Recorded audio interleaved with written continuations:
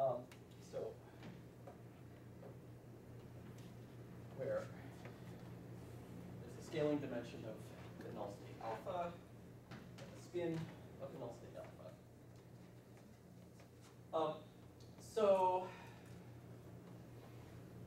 Okay, so you expect that G contains a bunch of poles, and the residues of the poles are proportional to the poles. So this actually leads to a very nice way to represent the conformal blocks in general dimensions.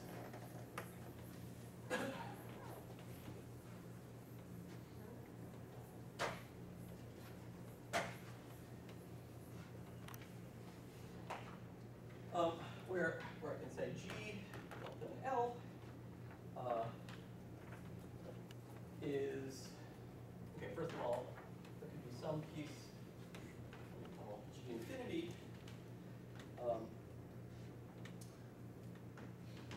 Delta L. We'll talk about it in a second. But then there's some sum over poles. And the residues of those poles, as we said over here, look like conformal blocks.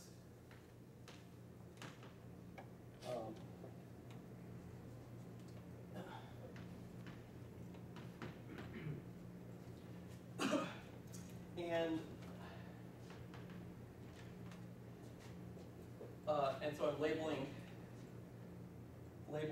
these sequences of poles by some integer k.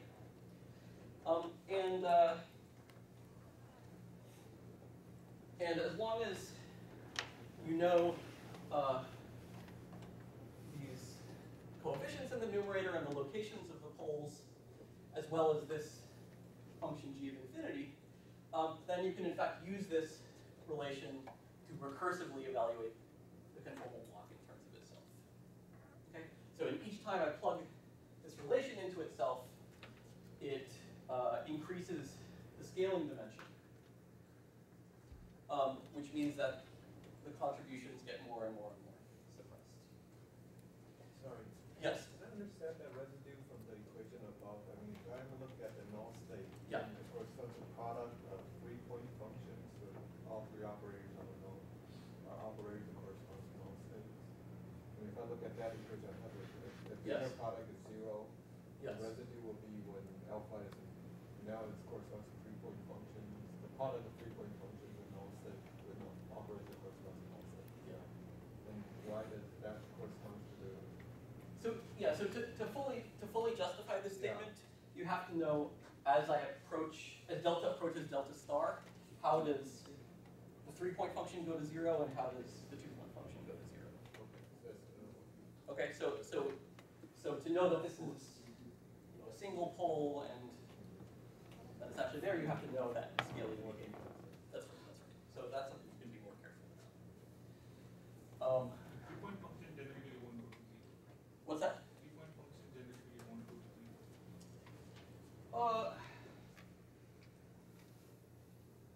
3-point function generically 0. Why does that matter? If alpha's a null state, it. Yeah, I think it can, but this goes to 0 kind of faster. But it might depend on the null state. But in this case, you can work it out and see that you end up with these sequences. So you have a bunch of poles. This piece captures, if you like, the pole at infinity. Okay, this is some known entire function, which is analytic everywhere except at infinity. So this 3-point function, they don't have OP coefficients in this, right? What's that? The OP coefficients are factored out. The OPE coefficients are factored out. That's right. Because you want to take the mix by hand, right? Actually. Right. So when you compute that 3-point function, it's essentially a function of x1, x2, right? That C. What type of thing is CK? This is just a constant. This Function of x1, x2. No, just a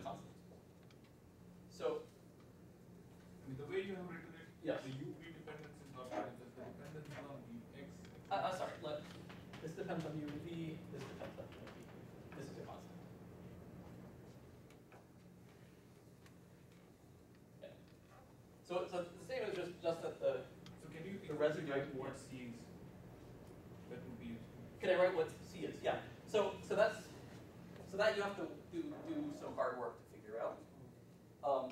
And as I was going to say, so there are actually in this expansion there are 3 sequences of poles, and for each of those sequences you can work out what these coefficients C are, and they end up being they're products of gamma functions, which depend on this integer k, which sequence you're talking about.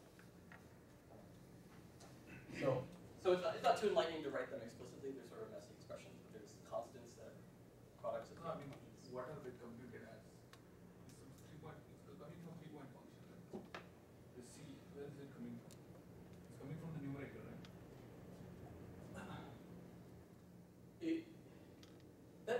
That's right. So ultimately, they're coming from the 3-point functions, tying together the 3-point functions of descendant states.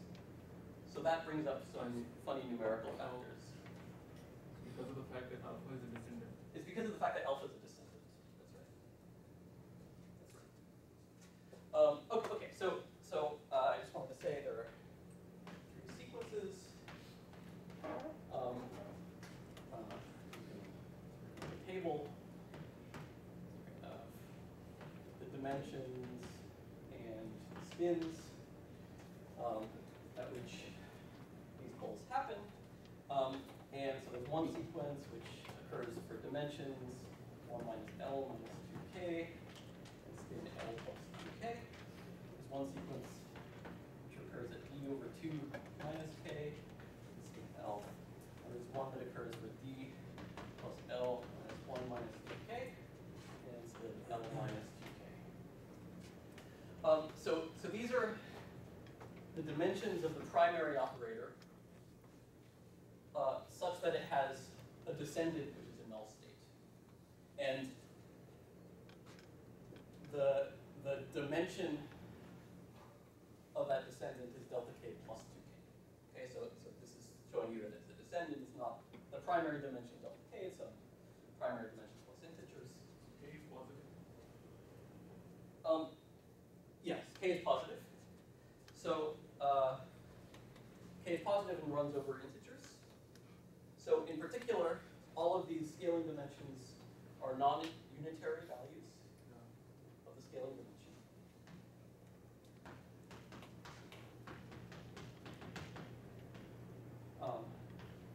Which shouldn't surprise you because you don't ordinarily run into these poles when thinking of unitary CFTs.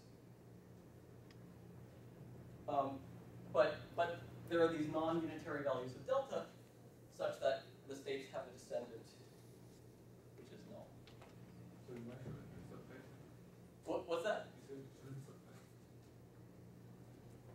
Oh, just because when you're thinking about ordinary unitary CFTs, it would be very funny if you ran into one of these poles where the conformal block blew up. Why? Oh. Why? I don't have any intuition. Why? Just because then the contribution to the 4-point function from that operator would It's an become operator infinite. exists. If it existed. That's right. That's right. I mean, that But- doesn't but, yeah. necessarily mean that there will not be a pole at positive values. It could just be that there is a pole, but such an operator is not in the spectrum. That could be a possibility, right? It could be a possibility. That's sure.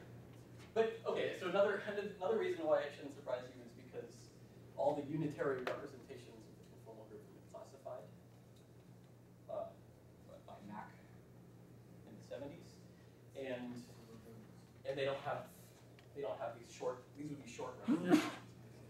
They don't exist for unitary representations. Okay, so anyway, so the point is that this is actually a formalism you can use in any space-time dimension, and in particular, it's very useful in 3 space-time dimensions, where you can evaluate the block recursively in terms of itself.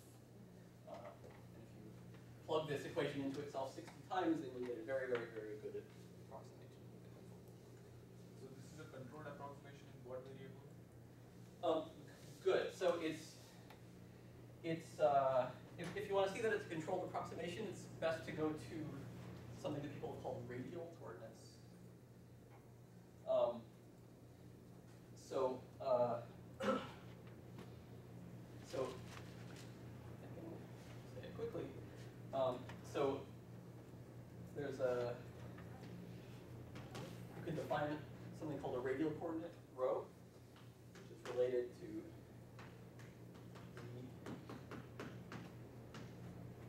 in some simple way. What this actually does is it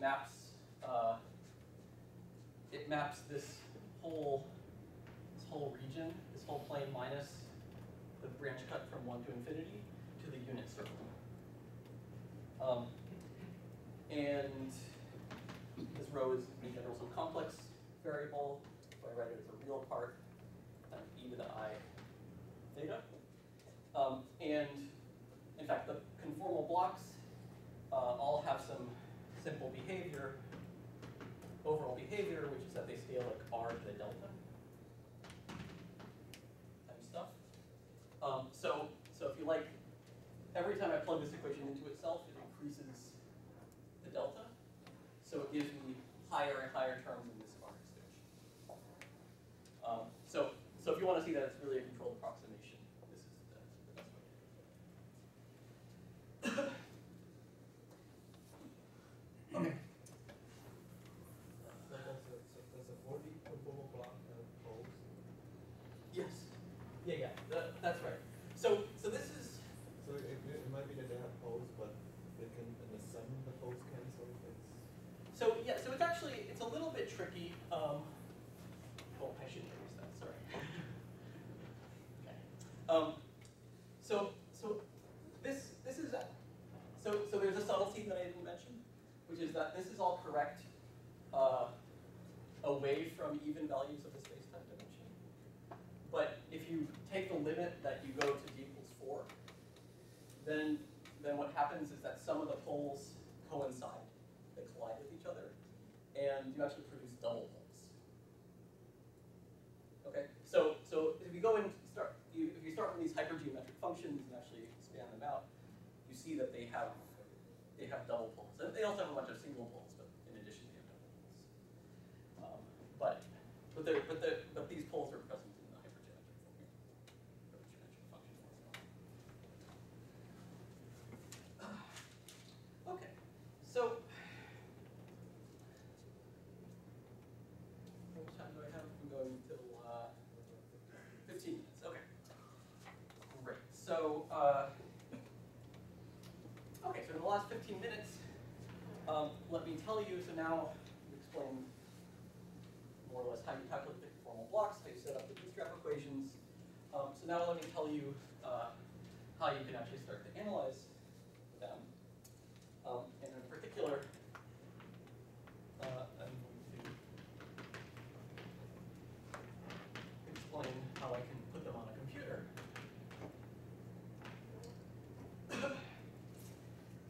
So there's been a lot of work over the last 7 years now studying bootstrap equations numerically, starting with work by Rattazzi, Richkoff, Tony, and Vicky in 2008. And there's a basic logic that all of these studies use, which I'll explain to you. And the basic logic is to first make some assumption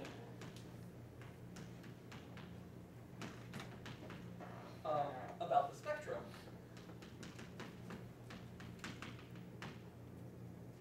For example, you could assume that all scalar operators have a dimension larger than some minimum dimension. And then you write down the crossing equations and you try to prove a contradiction. So I made some assumption about the spectrum. Now I try to prove that crossing symmetry can never be satisfied subject to that assumption. And if I could prove a contradiction, then I prove that there must exist a scalar operator with dimensions smaller than delta n. So how do you go about proving a contradiction? Well, concrete approach that people have come up with is to apply a functional let's call it alpha to the crossing relation. What do I mean by a functional? I mean the crossing relation is a function of the two cross ratios, u and v, and I'm applying a functional which takes a function of u and v to a real number. So how does this work? So let me write down the bootstrap equation, and then let me write it as a sum rule. Or put both sides of the crossing relation on the right, and also separate out the contributions of the identity operator. So I have some formula like this.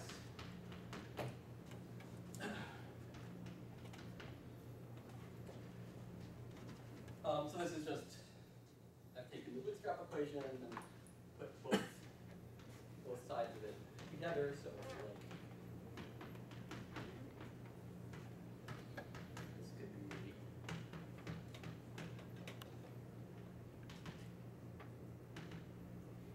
g of u and v minus g of v and u.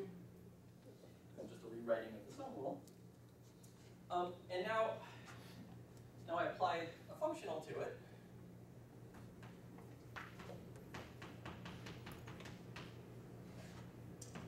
So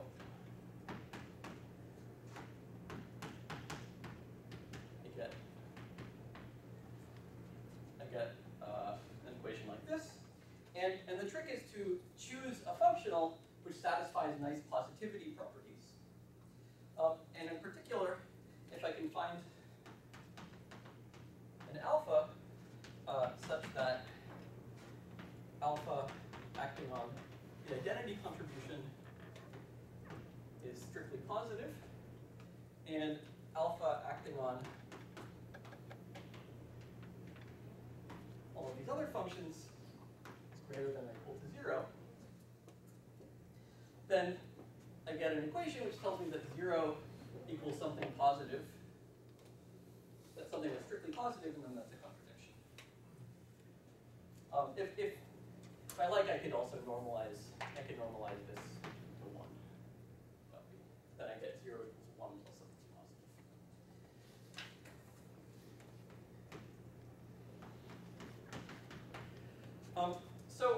Okay, so that's the approach. So if I can find a functional satisfying these positivity properties, then I get a contradiction.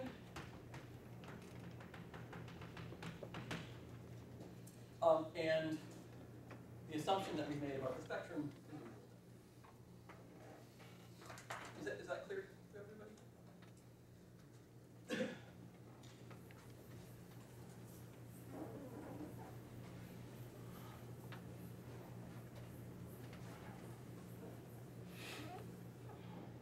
Okay, so how do we find such an alpha? Well, this is the problem that we put on a computer. We tell the computer to look for an alpha satisfying these positivity properties. One simple way to do it is I tell the computer to try to maximize alpha acting on f unit, subject to the constraint that it's positive acting on all of these other functions.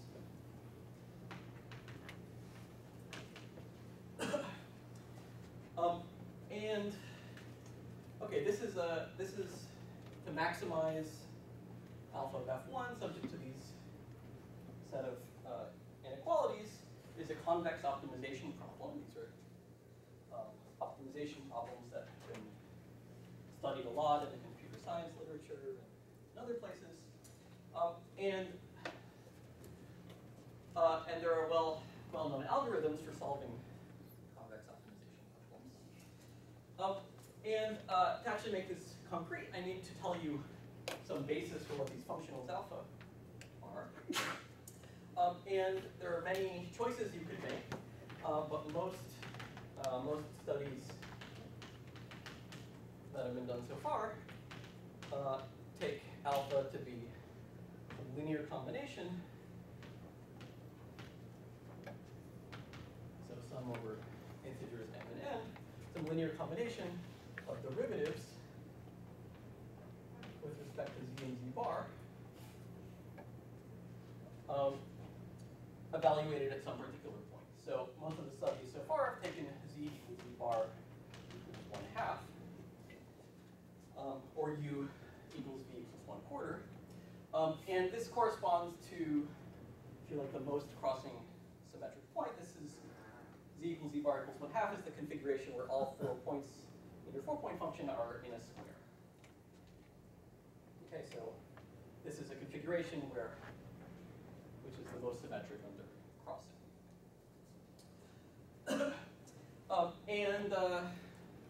Okay, so I take linear combinations of derivatives at some point to make this some finite space that I tell the computer to search over. I can take derivatives up to some order. Okay, so I impose a cutoff. M is n is less than lambda. And then this becomes a nice finite optimization problem. Now, okay, there's one more. Is there a constraint of the coefficient alpha and then? No. I can take these alpha mn's can be arbitrary, as long as the functional satisfies these positivity properties. So now, okay, so actually, if I take this as my basis and I apply it the sum rule, then what I'm really demanding are that del z and del z bar to n acting on these functions, which are related to conformal blocks, evaluated at 1/2. What I'm saying is that some linear combination of these functions has to be positive. Now, there's a nice trick you can use, which is that, okay, what is this thing that we're demanding is positive? Well, this is a positive function times polynomial in delta. Delta is the exchange operator dimension. And this actually follows from the pole expansion. So I write the conformal blocks as a sum over poles in delta. And then I just group all those terms together and put it as a numerator over denominator. Okay. And the numerator is some polynomial in delta. If I keep a finite number of poles, I get a finite ordered polynomial. And you can then just go and check that the denominator is a positive function of delta. So requiring that a linear combination of these objects is positive is equivalent to saying, at least to a very good approximation, a linear combination of these polynomials is positive. Okay. I say to a good approximation because the full function is an infinite order polynomial. So in practice, we want to keep a finite number of poles in this pole expansion, and then we take finite order polynomials. And so this leads to a convex optimization problem with polynomial constraints.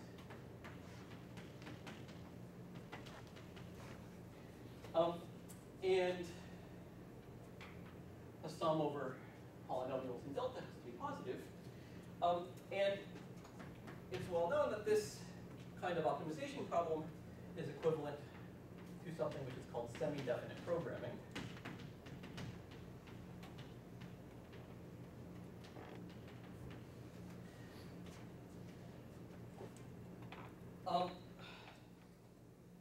The basic reason is that the condition that a polynomial is positive over some interval can be represented in terms of positive semi-definite matrices. So let's say I have some polynomial q of x, which is positive for x greater than 0. Then you can always write this p as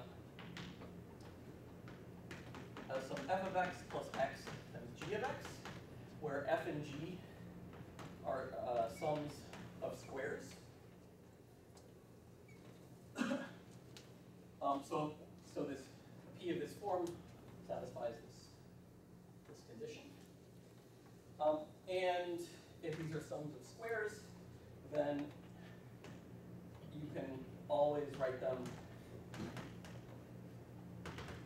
by taking the vector that I get is 1 x squared, x cubed, so on, contracted with a positive semi-definite matrix, y1. So this is just a way to represent the sum of squares, where this is positive semi-definite. And then I also get a similar term, this coupling x times 1, x squared, 5 times y2, 1 x squared, 5. And these y's are positive semi-definite. So the statement that a linear combination of polynomials in delta is positive is equivalent to the statement that it could be written in this form, where y1 and y2 are unknown positive semi-definite matrices. So now this becomes an optimization problem involving positive semi-definite matrices as the unknown variables, and that's why it becomes a semi-definite programming problem. Okay, so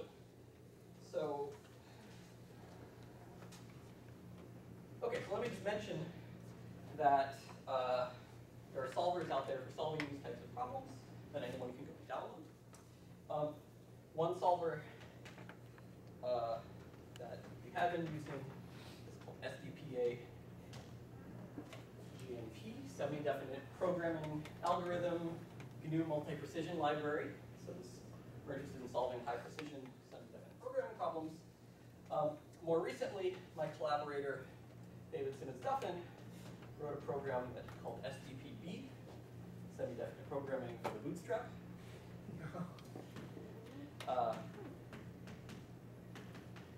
That is freely available for anyone to download.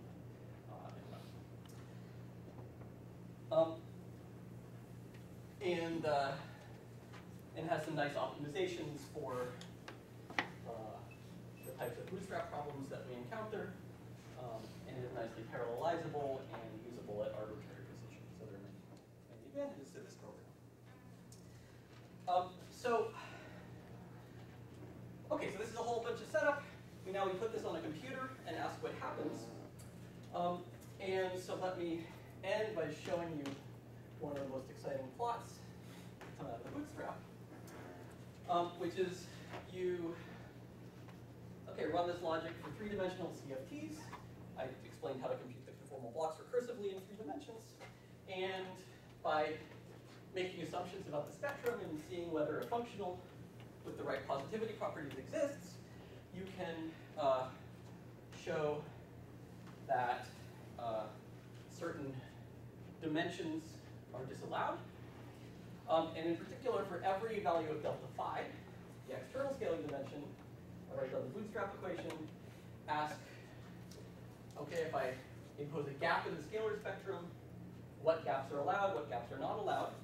This leads to an upper bound on the first spin 0 operator.